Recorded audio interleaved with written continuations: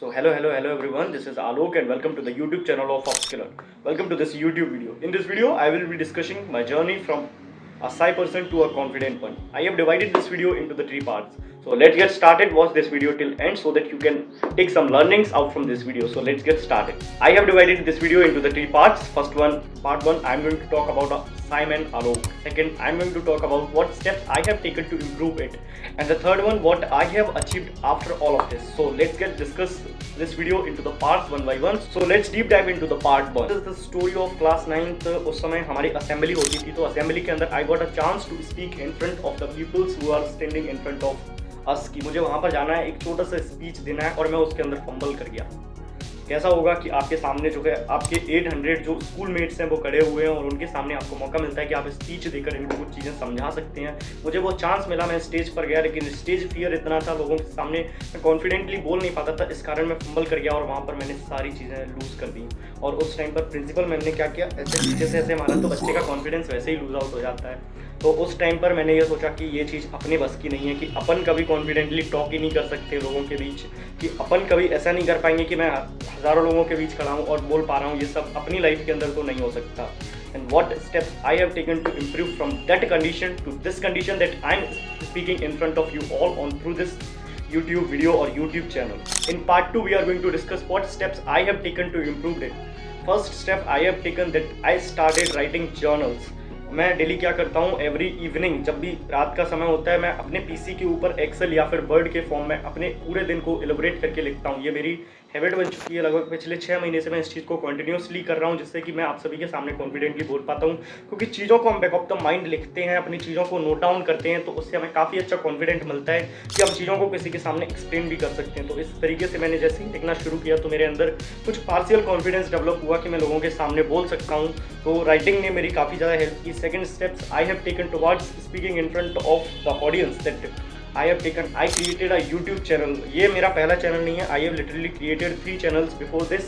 तो उनके ऊपर लगभग 29, 30, 40 यही सब्सक्राइबर बेस था और किसी ना किसी रीज़न की वजह से हमें उस चैनल को बंद करना पड़ा, उन चैनल को क्लोज आउट करना पड़ा। बंद तो हो गए वो चैनल, लेकिन उन चैनल्स ने मेरी इतनी हेल्प की थी, मैं लोगों के सामने अब कॉन्फिडेंटली बोल पाता हूँ, चीज़ों को एक्सप्लेन कर पाता हूँ। जैसे मैं उन वीडियोज़ के अंदर बोलता था, चीज़ों को एक्सप्लेन करता था।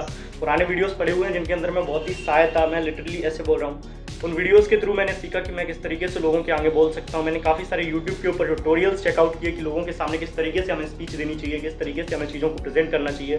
तो उन वीडियोस और उन सोशल मीडिया प्लेटफॉर्म के थ्रू मुझे काफ़ी सारी चीज़ें सीखने के लिए मिली, जिससे कि मैं आज आप सभी के सामने कंप्लीटली बिना फंबल हुए बोल सकता हूँ।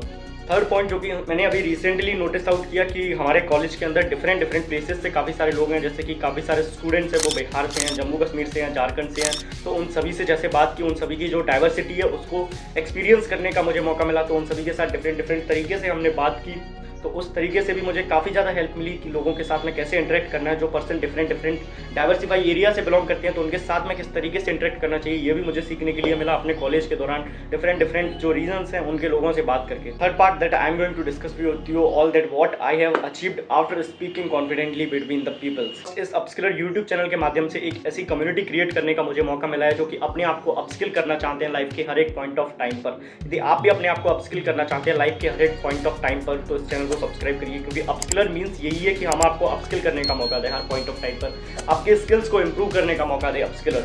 तो अपस्किलर को सब्सक्राइब करिए और इस तरीके से हम एक ऐसी कम्युनिटी बनाना चाहते हैं जहां पर ऐसे लोग जुड़े हों, ऐसे लोग इंक्लूड हों इस कम्युनिटी के अंदर कि उनके अंदर हमेशा से एक मोटिवेशन हो कि हम अपने आप को अपस्किल कर सकते हैं, हम अपने आप को 1 स्टेप अहेड ले जा सकते हैं, हम अपने आप को इंप्रूव कर सकते हैं। तो इस तरीके की कम्युनिटी का हिस्सा बनने के लिए सब्सक्राइब करिए अभी यूट्यूब चैनल को और टेलीग्राम के ऊपर भी जरूर से आ जाइए, क्योंकि वहाँ पर हम आपके साथ डेली मोटिवेशनल कोट्स शेयर करते हैं। सेकेंड चीज़ जो मैंने अचीव की आफ्टर स्पीकिंग कॉन्फिडेंटली विद, कि मेरे काफ़ी सारे ऐसे दोस्त हैं जो कि डिफरेंट रीजन से बिलोंग करते हैं, तो उनकी कम्युनिटी में मैं जुड़ा हूँ, उनके फ्रेंड सर्कल के अंदर मैं आया हूँ और इस तरीके से मेरा भी जो फ्रेंड सर्कल है वो डाइवर्सिफाई हो गया। डिफरेंट स्किल्स के पीपल अब मेरे फ्रेंड सर्कल के अंदर आते हैं, तो इस तरीके से मैंने अपने फ्रेंड सर्कल को और भी अच्छा किया है।